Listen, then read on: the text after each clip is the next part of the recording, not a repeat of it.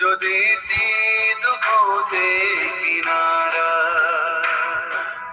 मुरली अमृत की धारा है धारा, जो देती दुखों से किनारा।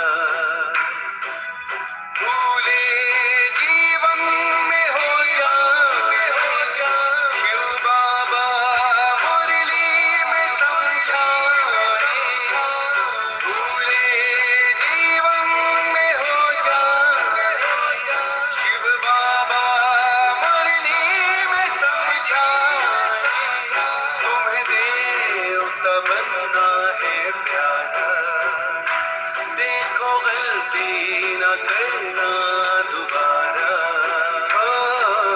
मुरली अमृत की धारा है धारा, जो देती दुखों से किनारा।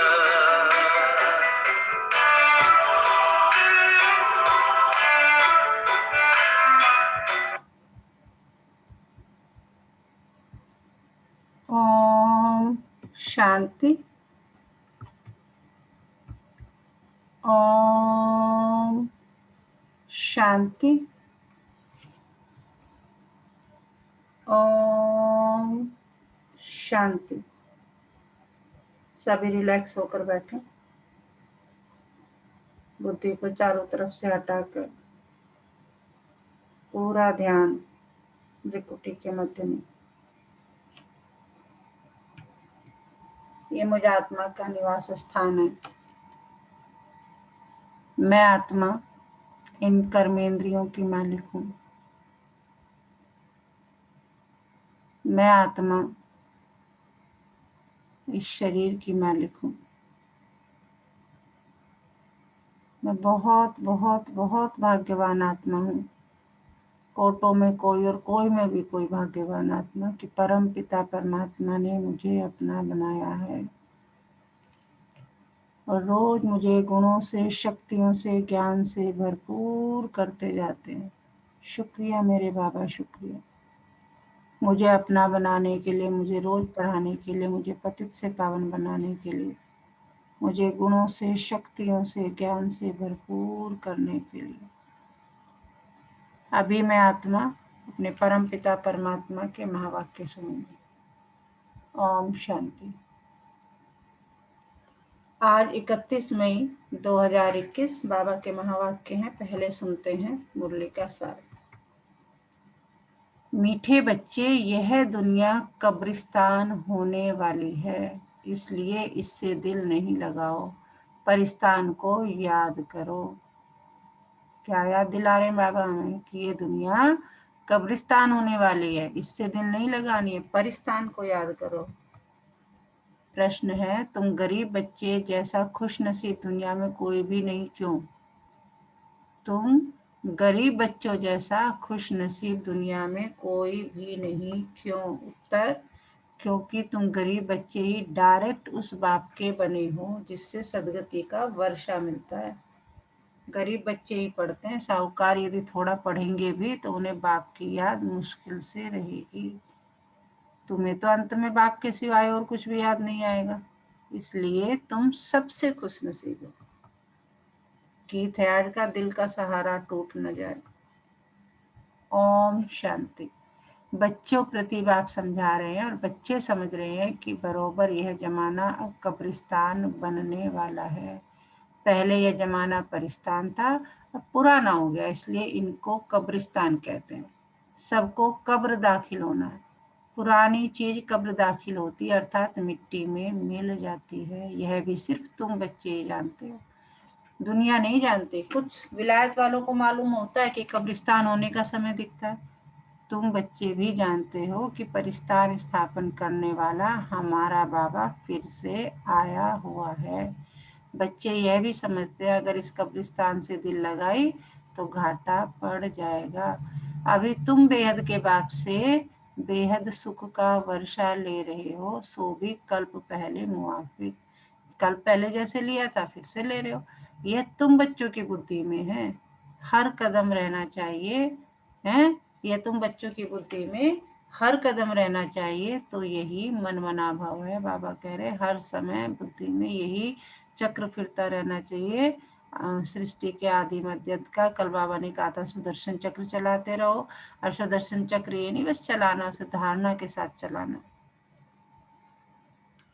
बाप की याद में रहने से ही परिस्तानी बनेंगे। भारत परिस्तान था और खंड परिस्तान नहीं बनते हैं। यह है माया रावण का पंख, यह थोड़ा समय चलने वाला है। यह है झूठा शो, झूठी माया, झूठी काया है ना, ये पिछाड़ी का भव का है। जैसे दिया जलता है, जब जलाओ तो अच्छा जलता है, जब मतलब बुझने वाला होता है ना, तो वो बहुत तेज जलता है फिर से। तो बाबा कह रहे यही इस तरह से तुम्हारा पिछाड़ी का भव का है। इनको देखकर समझते हैं स्वर्ग तो अभी है, पहले नर्क था। बड़े बड़े मकान बनाते रहते हैं, यह 100 वर्ष का शो है।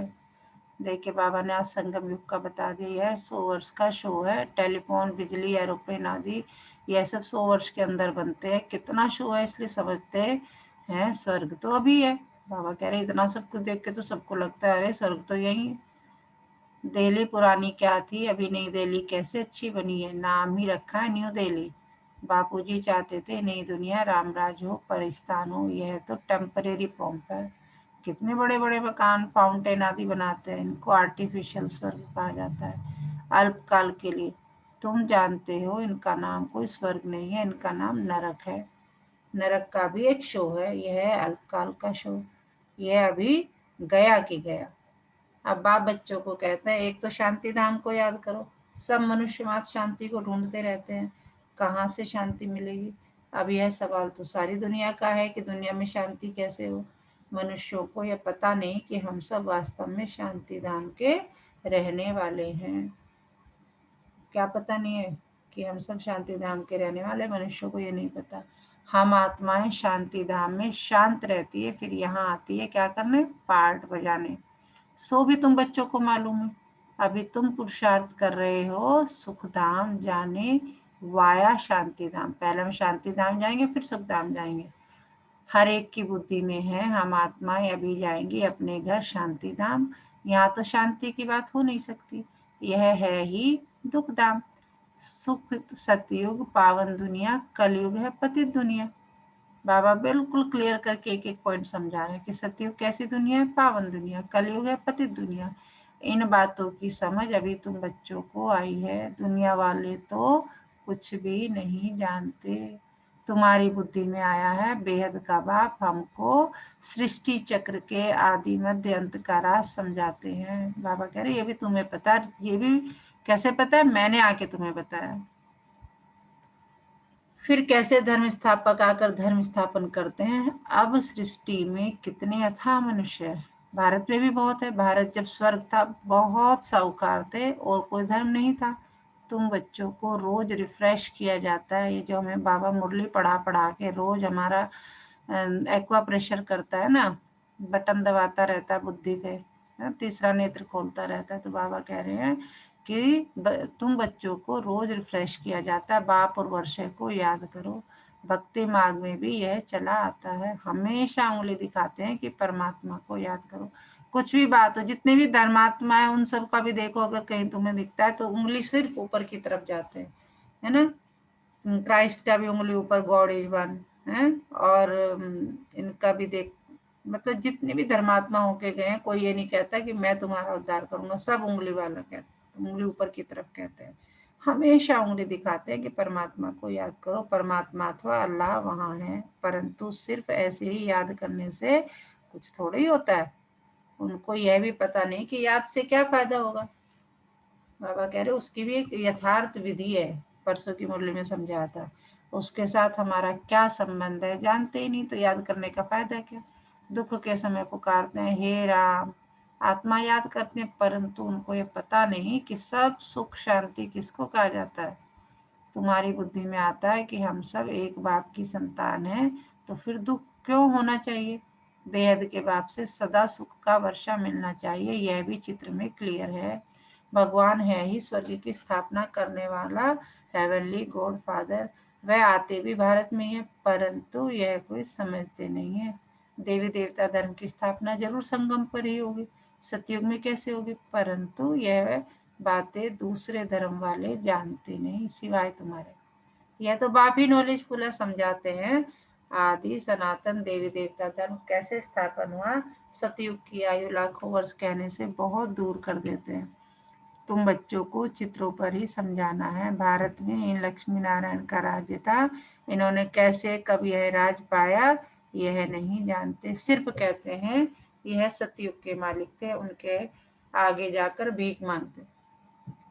तो अल्पकाल के लिए कुछ न कुछ मिल जाता है। कोई दान पुण्य करते हैं उनको भी अल्पकाल के लिए फल मिल जाता है। गरीब पंचायत के मुखी को भी इतनी खुशी रहती है जितनी साहूकार मुखी को। गरीब भी अपने को सुखी समझते हैं।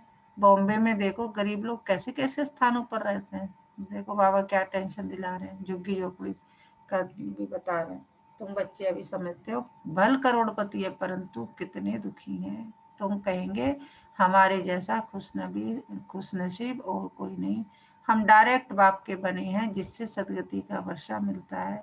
बड़े बड़े आदमी कभी भी ऊंच पद पा न सके, जो गरीब है वे साहूकार बन जाते हैं। पढ़ते तुम हो, वह तो अनपढ़ है, करके थोड़ा पढ़ेंगे भी तो भी बाप की याद में रह नहीं सकते।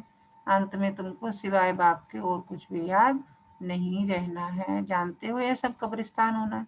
बुद्धि में रहना चाहिए। यह जो हम धंधा आदि करते हैं थोड़े समय के लिए है। धनवान लोग धर्मशालाएं आदि बनाते हैं, वह कोई धंधे के लिए नहीं बनाते हैं। जहाँ तीर्थ वहाँ धर्मशाला नहीं हो तो कहाँ रहे, इसलिए साहूकार लोग धर्मशालाएं बनाते हैं। ऐसे नहीं व्यापारी लोग आकर व्यापार करें। धर्मशाला तीर्थ स्थानों पर बनाई जाती है। अब तुम्हारा सेंटर बड़े से बड़ा तीर्थ है कि तुम यहाँ आओ और आकर के क्या करो, कोई व्यापार करने के लिए नहीं, किसके लिए, तीर्थ के लिए आओ और रहने के लिए। तुम्हारे सेंटर जहाँ जहाँ है वे बड़े से बड़े तीर्थ हैं जहाँ से मनुष्य को सुख शांति मिलती है। तुम्हारी ये गीता पाठशाला बड़ी है, यह सोर्स ऑफ इनकम है, इससे तुम्हारी बहुत आमदनी होती है। क्या आमदनी होती है, तुम कली बाबा ने कहा था ना, रत्नागर बाप आकर तुम्हें जो है झोलियों से भर देता है रत्न।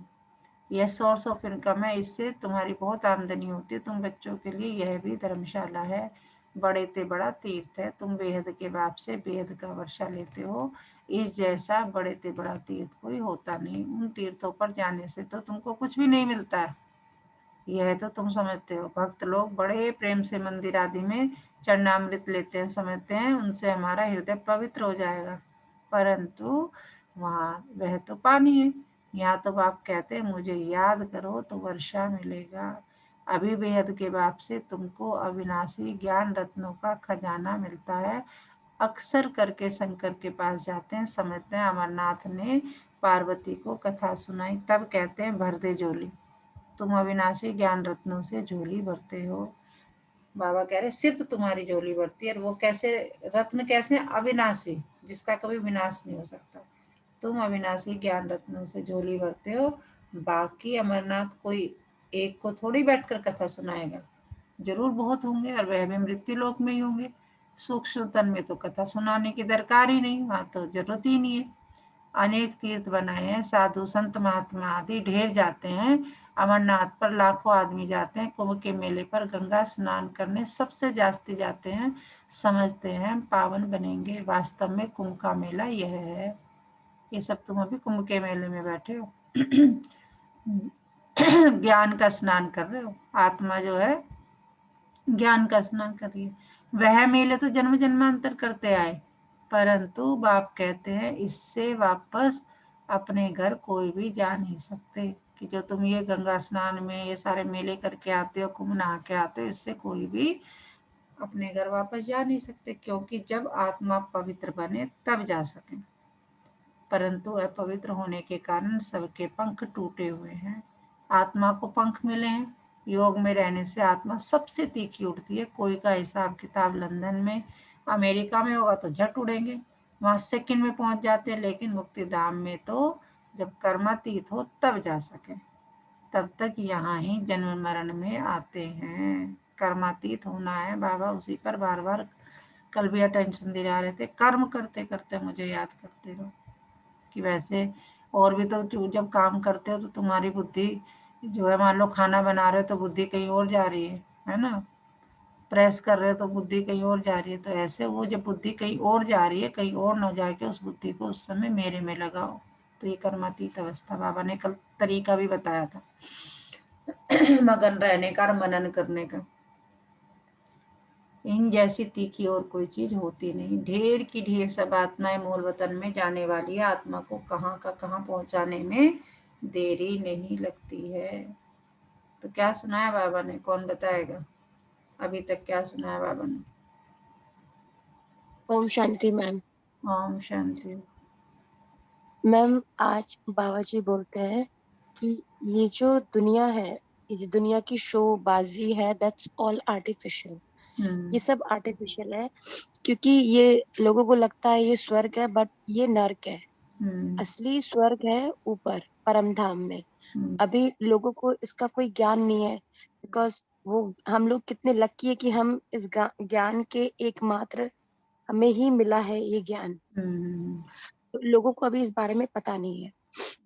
आज बाबा जी ने ये भी बताया है कि भाई आप लोग खूब जाते हो तीर्थ स्थानों पे, और आप लोगों को लगता है गंगा में डुबकी मारने से आपके जो विकार है वो खत्म हो जाते हैं। ऐसा कुछ नहीं होता, क्योंकि अभी आप लोगों को प्योर नॉलेज और असली बात पता ही नहीं। और आप लोग सोचते हैं कि मेरे कर्म सुधर गए, तो ये सब ऐसा कुछ नहीं। बिल्कुल सही। मनुष्य ये बातें समझते नहीं, तुम बच्चों की बुद्धि में आता है। बाबा कह रहे ये सब बातें और मनुष्य नहीं समझते, तुम्हारी बुद्धि में। तुम्हारी में भी क्यों आता है? क्योंकि मैंने बताया तुम्हें आकर के, तुम्हें सम्मुख बिठा करके, अपने सामने बिठा के रोज तुम्हें बताता हूँ। बाबा कह रहे रोज रिफ्रेश करता हूँ तुम्हें। तुम बच्चों की बुद्धि में आता है कि नई दुनिया में जरूर थोड़ी आत्माएं होंगी और वहां बहुत सुखी होंगी। वही आत्माएं अब 84 जन्म भोग बहुत दुखी हुई हैं। तुमको सारे चक्र का मालूम पड़ा है, तुम्हारी बुद्धि चलती है और कोई मनुष्य मात्र की बुद्धि नहीं चलती। प्रजापिता ब्रह्मा भी गाया हुआ है, कल्प पहले भी तुम ऐसे ही ब्रह्म कुमार कुमारी बने थे। तुम जानते हो कि हम प्रजापिता ब्रह्मा के बच्चे हैं। हमारे द्वारा बाबा स्वर्ग की स्थापना करा रहे हैं। जब नंबरवार पुरुषार्थ अनुसार लायक बन जाएंगे तो फिर पुरानी दुनिया का विनाश होगा। त्रिमूर्ति भी यहाँ ही गाया हुआ है, त्रिमूर्ति का चित्र भी रखते हैं, उसमें शिव को दिखाते नहीं। कहा भी जाता है ब्रह्मा द्वारा स्थापना, कौन कराते हैं? शिव बाबा। विष्णु द्वारा पालना। तुम ब्राह्मण अभी लायक बन रहे हो देवता बनने के, है ना। हम ब्रह्मा के बच्चे बने हैं ब्राह्मण। हम ब्रह्मा क्या कर रहे हैं? हमें पढ़ाई कर रहे हैं, हमें पवित्र बना रहे हैं, है ना। पवित्र बन के हम कहाँ जाएंगे? देवता बनेंगे। तो बाबा कह रहे हैं अभी तुम ब्राह्मण लायक बन रहे हो देवता बनने के लिए। अभी तुम पाठ बजा रहे हो, कल्प के बाद फिर बजाएंगे, मतलब फिर 5000 वर्ष बाद यही तुम करोगे। तुम पवित्र बनते हो, कहते हो बाबा का फरमान है काम रूपी शत्रु को जीतो, मामेकम याद करो, बहुत सहज है। भक्ति मार्ग में तुम बच्चों ने बहुत दुख देखे, करके थोड़ा सुख है तो भी अल्पकाल के लिए। बाबा कह रहे भक्ति में बहुत दुख देखे, तुमने कितनी यात्राएं की, कितनी मन्नतें मांगी है, कितना पैसा खर्च किया है, कितना टाइम खर्च किया है, लेकिन बाबा कह रहे भक्ति मार्ग में साक्षात्कार होता है, सो भी अल्पकाल के लिए। तुम्हारी आश पूरी होती है, यह साक्षात्कार होता है, वह भी मैं कराता हूँ। बाबा कह रहे वो भी मेरा ही पार्ट है कि चलो इतनी भक्ति कर रहे हैं, इनकी श्रद्धा इसमें है तो करा दो। लेकिन बाबा कह रहे उससे क्या होगा? और बाबा कह रहे वह भी मैं कराता हूँ। ड्रामा में नूंद है, क्योंकि जो पास्ट हुआ second by second drama shoot किया हुआ है जैसे पिक्चर शूट हो जाती है, उसे जो है 10 बार चलाओ, 20 बार चलाओ, 30 बार चलाओ, तो सेकंड बाय सेकंड वही रहेगा। तो बाबा भी यही कह रहे कि ये जो हमारा जिस सृष्टि रूपी रंगमंच पर हम अपना पार्ट प्ले कर रहे हैं, यह भी एक ड्रामा है। जो पास्ट हुआ second by second drama shoot किया हुआ है। ऐसे नहीं कहते शूट हुआ, नहीं, यह तो अनादि बना बनाया ड्रामा है। जितने भी एक्टर्स हैं सबका पार्ट अविनाशी है। मोक्ष को कोई नहीं पाते हैं। सन्यासी लोग कहते हैं हम लीन हो जाते हैं, बाप समझाते हैं तुम अविनाशी आत्मा हो। आत्मा बिंदी है, इतनी छोटी सी बिंदी में 84 जन्मों का पार्ट नोंधा हुआ है। ये चक्र चलता ही रहता है। जो पहले पहले पार्ट बजाने आते हैं वही 84 जन्म लेते हैं। हम अगर सतयुग की पहले ही उसमें आ जाएंगे तो पूरे 84 जन्म लेंगे। ठीक है, कौन आएगा? केवल 9 लाख लोग आएंगे। 9 लाख में कौन आएंगे? जो पुरुषार्थ करके पहुंचे। फिर उसमें भी क्या होगा? कोई राजा महाराजा महारानी, कोई साहूकार, कोई प्रजा, कोई दास दासी, सब होंगे उसमें। पूरी जब राजधानी स्थापन हो रही है तो उसमें तो सभी होंगे। तो वो कैसे जाएंगे? वो पुरुषार्थ अनुसार जाएंगे। तो बाबा कह रहे हैं कि सब तो ले न सके, जो पहले पहले पार्ट बजाते हैं वही 84 जन्म लेते हैं, सब तो ले न सके। तुम्हारे सिवाय और कोई की बुद्धि में यह नॉलेज नहीं है। ज्ञान का सागर एक ही बाप है। तुम जानते हो हम बाप से वर्षा ले रहे हैं। बाप हमको पतित से पावन बनाते हैं, सुख और शांति का वर्षा देते हैं। सतयुग में दुख का नाम निशान नहीं होता। बाप कहते हैं आयुष्मान भाव, धनवान भाव, निवृत्ति मार्ग वाले ऐसे आशीर्वाद दे न सके। तुम बच्चों को बाप से वर्षा मिल रहा है। सतयुग त्रेता है सुखधाम, फिर दुख कैसे होता है यह भी कोई नहीं जानते। देवताएं वहां मार्ग में कैसे जाते हैं? वह निशानियां हैं। जगन्नाथपुरी में देवताओं के चित्र ताज आदि पहने हुए दिखाते हैं, फिर गंदे चित्र भी बनाए हैं, इसलिए उनकी मूर्ति भी काली रखी है, जिससे सिद्ध होता है देवताएं वाम मार्ग में जाते हैं तो अंत में बिल्कुल काले बन पड़ते हैं। अभी तुम जानते हो भारत कितना सुंदर था, फिर तमो प्रधान बनना ही है ड्रामा प्लान अनुसार। अभी संगम पर तुमको यह नॉलेज है। बाप है नॉलेजफुल, तुम्हारा एक ही बाप, टीचर गुरु तीनों है। यह सदैव बुद्धि में रहे। शिव बाबा हमको पढ़ाते हैं, यह बेहद की पढ़ाई है जिससे तुम नॉलेजफुल बन रहे हो। तुम सब कुछ जानते हो। बाबा कह रहे हैं तुम लोग सब कुछ जानते हो। वह कहते हैं सर्वव्यापी है, तुम कहते हो पतित पावन है। कितना दिन रात का फर्क है कि और जो दुनिया के लोग कहते हैं कि सर्वव्यापी है भगवान, कक्कर पित्थर कीचड़ सब जगह है ना। लेकिन बाबा कह रहे हैं नहीं, तुम कहते हो वह पतित पावन है, हमें जो है पतितों को पावन बनाता है। कितना दिन रात का फर्क है। अभी तुम मास्टर नॉलेजफुल बने हो नंबर वार। जो बाप के पास है वो तुमको सिखाते हैं। बाबा कह रहे जो मेरे पास है मैं सब कुछ तुम्हें दे रहा हूँ, तुम मेरे बन गए हो तो मेरी सारी मिल्कियत तुम्हारी है। कल भी बाबा ने मुरली में कहा था। तुम भी सबको यह बताते हो बाप को याद करो तो 21 जन्मों के लिए वर्षा मिलेगा। बाप कह रहे मैं तुम्हें दे रहा हूँ, तुम भी आगे पास ऑन करो। और बताते रहो कि तुम बाप को याद करो तो 21 जन्मों के लिए ब्लेसिंग्स मिलेंगी। अच्छा, मीठे मीठे सिकिलदे बच्चों प्रति माता पिता बाप दादा का याद प्यार और गुड मॉर्निंग। रूहानी बाप की रूहानी बच्चों को नमस्ते। हम रूहानी बच्चों की रूहानी माता पिता बाप दादा को सर्व संबंधों से याद प्यार गुड मॉर्निंग नमस्ते बाबा नमस्ते। शुक्रिया बाबा शुक्रिया, हमें अपना बनाने के लिए, हमें रोज पढ़ाने के लिए, हमें पति से पावन बनाने के लिए। तो हमें 24 घंटे इसी नशे में रहना चाहिए। वाह मेरा भाग, वाह मेरा बाबा, वाह ये ड्रामा। और पाना था जो पा लिया, और क्या बाकी रहा। जब ये नशा चढ़ जाए तो फिर बाबा कहते हैं ना इसकी घोट होनी चाहिए। कल की मुरली में बात आ रही थी कि वही जो घोटेगा उसी को नशा चढ़ेगा। कल भी बाबा ने कहा था तो उसे घोटते रहो तो नशा चढ़ता रहेगा। हाँ जी, और कौन बताएगा कि बाबा ने क्या सुनाया आज की मुरली में, क्या पढ़ाया बाबा? ओम शांति दीदी। ओम शांति। दीदी ऐसा लगा जैसे बाबा ना अभी बीच में उन्होंने कहा था, और ऐसा लग रहा है जैसे कि बाबा बस लेके खड़े हुए हैं और उनके पास एक बस में सिर्फ 9 लाख सीटें ही हैं, और वो सीटें जिस दिन भर जाएंगी उस दिन बाबा अपनी गाड़ी लेके चल देंगे। बिल्कुल सही कह रहे हैं। तो यहीं पे ऐसा लगा, और बाबा कह रहे हैं कि जो मुझे लगा जैसे हम कहीं घूमने जाते हैं ना तो अपने घर से अपना सामान लेके जाते हैं और कुछ दिन बाद घूम के वापस आ जाते हैं। हमें कहीं भी तीर्थ यात्रा पे जाने के लिए अपना घर तो छोड़ना पड़ेगा ना। बिल्कुल ये भी तो जाएंगे। तो बाबा ये कह रहे हैं कि यदि तुम्हें सत्युग में जाना है, उस बस में बैठना है, 9 लाख आत्माओं में शामिल होना है, तो पवित्र बनना पड़ेगा। इस पुरानी दुनिया से, अपने पुराने घर से मोह त्यागना पड़ेगा, छोड़ना पड़ेगा, है ना। जब तुम शांति धाम सुख धाम में पहुंच सकते हो, और उसका ही चक्र सुदर्शन चक्र कराते रहना। ये बाबा ने कहा, और कितना आसान बताया। पवित्र बनना है और बाबा को याद करना है, मन सा वाचा करना। बिल्कुल सब के लिए जो है सही अच्छा सोचना है, सच्चा सोचना है, दिल से बिल्कुल एकदम पवित्र रहना। बिल्कुल सही बताया आपने। धारणा के लिए मुख्य सार स्वयं रिफ्रेश रहकर औरों को रिफ्रेश करने के लिए बाप और वर्षी की याद में रहना है। खुद तो रहना ही है रिफ्रेश, फिर दूसरों को भी कराना है, सबको याद दिलाना है। इस पुरानी दुनिया से, इस कब्रिस्तान से दिल नहीं लगानी है, शांति धाम सुख धाम को याद करना है, स्वयं को देवता बनने के लायक बनाना है।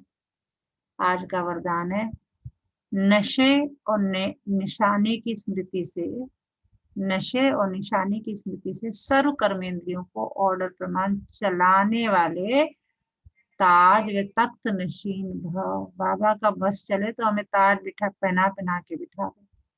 जैसे हम अपने बच्चों को बिठा देते हैं ना कि अरे मेरा बच्चा, ये बाबा भी इतना लाड दिखाता है हमें, मेरे बच्चे, अरे तुम्हारा तुम्हें क्या दूं। संगम युग पर बाप दादा द्वारा सभी बच्चों को ताज और तख्त प्राप्त होता है। प्योरिटी का भी ताज है तो जिम्मेदारियों का भी ताज है। अकाल तख्त भी है तो दिल तख्त नशीन भी हो। जब ऐसे डबल ताज और तख्त नशीन बनते हो तो नशा और निशाना स्वतः याद रहता है कि मुझे क्या नशा है, मैं बाबा का बाबा मेरा, मैं कहाँ आ जाने वाला हूँ, महाराजा महारानी बनने। और निशाना क्या है कि मुझे बाबा ने जो दे दिया मुझे सबको देना है, और मुझे कहाँ जाना है, सतयुग में। तो बाबा कह रहे हैं कि जब ऐसे डबल ताज और तख्त नशीन बनते हो तो नशा निशाना स्वतः याद रहता है। फिर यह कर्मेंद्रियां जी हजूर करती है, फिर तुम कर्मेंद्रिय के बस नहीं होते। कर्मेंद्रियां तुम्हारे, तुमने कहा चलो मन मेडिटेशन करते हैं, पहुंच गए जी वहां। चलो मन खाना बनाते हैं बाबा की याद में, वो फिर कर्मेंद्रियां तुम्हारा ऑर्डर चलाएंगी, ना कि तुम करना चाह रहे हो, मन कहीं और भटक रहा है, नहीं। तो फिर यह कर्मेंद्रिय जी हजूर करती है। जो ताज व तख्त छोड़ देते हैं उनका ऑर्डर कोई भी कारोबारी नहीं मानते। अब आप ये देखो ना, एक ऑफिस का सीन देखो। अगर आप जो है अपनी सीट पर बैठे हैं, मान लीजिए कोई हेड है वहां का, आप अपनी सीट पर बैठे हैं तो हर कोई आपकी बात को मानेगा, है ना। मान लीजिए पीएम मोदी है, आप समझ लीजिए प्राइम मिनिस्टर है हमारे, पीएम। अब वो बात, वो उस सीट पर है, पीएम है अभी, तो वो जो कहेंगे वो मानना पड़ेगा लोगों को। लेकिन वहां सीट से हट जाए तो कौन मानने वाला, हमारे जैसे ही हो जाएंगे, फिर वो कोई भी नहीं मान रहा। स्लोगन है, कमजोर संकल्प ही प्रश्न चित्त के बजाय प्रश्न चित्त बना देते हैं। कमजोर संकल्प ही प्रसन्न चित्त के बजाय या प्रश्न चित्त बना देते हैं। कि अगर आप कमजोर संकल्प करोगे, मतलब साधारण से भी नीचे, है ना, मेरा क्या होगा, कैसे होगा, पता नहीं, काम होगा भी या नहीं होगा, चलो कर लेते हैं, देखेंगे होगा या नहीं होगा, तो बाबा कह रहे हैं उसमें क्या होता है, तुम प्रसन्नचित्त तो बनते नहीं हो, मतलब खुश तो होते नहीं, बल्कि प्रश्नचित्त बन जाते हैं। क्वेश्चन क्वेश्चन क्वेश्चन, कैसे होगा, कैसे करेंगे, सब। तो कमजोर संकल्पों से अलग रहना है। आज का मीठा मोती, बदले की भावना जीवन को परेशानियों से भर देती है, इसे शुभ भावना में बदलो। बदले की भावना जीवन को परेशानियों से भर देती है, इसे शुभ भावना में बदलो। तो आज पूरा दिन किस समान में रहना है, मैं बाप की दिल तख्त नशीन आत्मा हूँ। मैं बाप के दिल पर राज करने वाली आत्मा। दिल तक नशीन मतलब बाबा के दिल में मैं बैठी हूँ। कहते हैं ना, तो मेरे दिल का ताज है, ऐसे हम बोलते हैं, जिसे हम बहुत प्यार करते हैं। तो मैं बाप की दिल तक नशीन आत्मा हूँ। इससे बड़ा नशा और क्या चाहिएगा, बाबा ने हमें अपने दिल में बिठाया हुआ। ठीक है, तो उसके लिए लेकिन बाबा ने कहा है कि अगर ऐसा करोगे, इस मतलब याद करोगे मुझे, तो क्या होने वाला है, कर्मेंद्रियां तुम्हारी जी हजूरी करेंगे, और अगर इसको छोड़ दोगे तो कोई तुम्हारी बात नहीं मानेगा। अच्छा, ओम शांति। अभी हम बैठेंगे रिलैक्स होकर, योग करेंगे 5 मिनट के लिए। सभी रिलैक्स होकर बैठे, पूरा ध्यान अपने शरीर पर लगाएं। एक बार रिलैक्स होकर बैठे, कमर सीधी,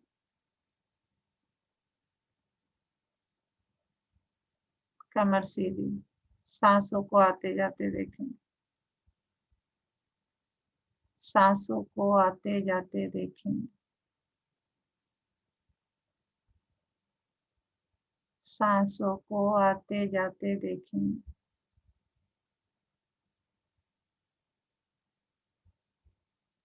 पूरा ध्यान भ्रिकुटी के मध्य में। ये मुझ आत्मा का निवास स्थान है। मैं आत्मा इस शरीर की मालिक हूँ। मैं आत्मा इन कर्मेंद्रियों की मालिक हूँ। मैं आत्मा बहुत भाग्यवान हूँ कि परम पिता परमात्मा ने एक स्वस्थ शरीर मुझे रहने के लिए दिया, जिसमें स्वस्थ कर्मेंद्रियां निवास करती हैं, जो बिना रुके बिना थके 24 घंटे मेरे इस शरीर को चलाती है। बाबा का बहुत बहुत शुक्रिया। अपनी हर कर्मेंद्री को तहे दिल से थैंक यू बोलें, क्योंकि 24 घंटे बिना रुके बिना थके मुझ आत्मा के इस शरीर को ये सारी कर्मेंद्रियां चलाती है। अपने शरीर के एक एक सेल को तहे दिल से धन्यवाद करें। ऐसे महसूस करें आप हर कर्मेंद्री से गले मिल रहे हैं। थैंक यू बोल रहे हैं। अभी परमपिता परमात्मा का बहुत बहुत शुक्रिया अदा करेंगे, क्योंकि उसने हमें ऐसी जगह जन्म दिया जहाँ प्रकृति के पांचों तत्व भरपूर मात्रा में है, और प्रकृति के पांचों तत्वों का भी तहे दिल से बहुत बहुत बहुत बहुत शुक्रिया। दशों दिशाओं का, नवग्रहों का, चारों युगों का, तीनों लोगों का, सबका बहुत बहुत शुक्रिया। ब्रह्मांड की हर ऊर्जा का तहे दिल से बहुत शुक्रिया। अपने घर के हर एक सदस्य का तहे दिल से बहुत बहुत शुक्रिया। सब ड्रामा प्लान अनुसार अपना अपना पार्ट बजा रहे हैं, कोई भी गलत नहीं है, सब अलग है। अपने मित्र संबंधियों का, अपनी कर्म स्थली का, जीवन निर्वाह में जो भी हर छोटी से छोटी, बड़ी से बड़ी व्यक्ति, वस्तु, वैभव मेरे इस जीवन को चलाने में सहयोग करती है, उस हर वस्तु, व्यक्ति, वैभव का तहे दिल से शुक्रियाना।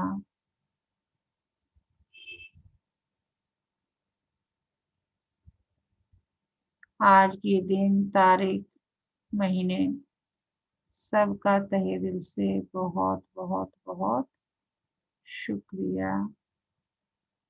चलो बाबा, मीठे बाबा, प्यारे बाबा, आज के दिन की यात्रा पर शुरुआत करते हैं। आज के इस बेहतरीन दिन की यात्रा पर मेरा हाथ पकड़ के रखना बाबा, सारा दिन, सारी जिंदगी मैं कहूंगी, और मैं चाहूंगी तो मत छोड़ना।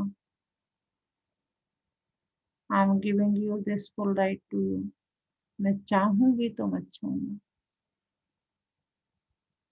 और देखें अपने आप को जाते हुए, मैं बेफिक्र बादशाह, बाबा का बच्चा,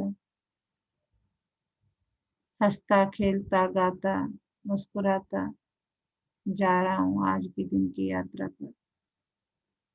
देखें अपने आप को जाते हुए। ओम शांति। दोनों हाथों को रब करेंगे, आंखों पर लगाएंगे, फिर धीरे धीरे पूरे शरीर पर लगाएंगे। धीरे धीरे उस शरीर पर लगाएंगे, पूरे शरीर पर लगाएंगे। अगर किसी अंग में कहीं प्रॉब्लम है तो सामने को प्यार से सहलाएंगे, उससे बातें करेंगे, उसे थैंक यू बोलेंगे। अच्छा, ओम शांति।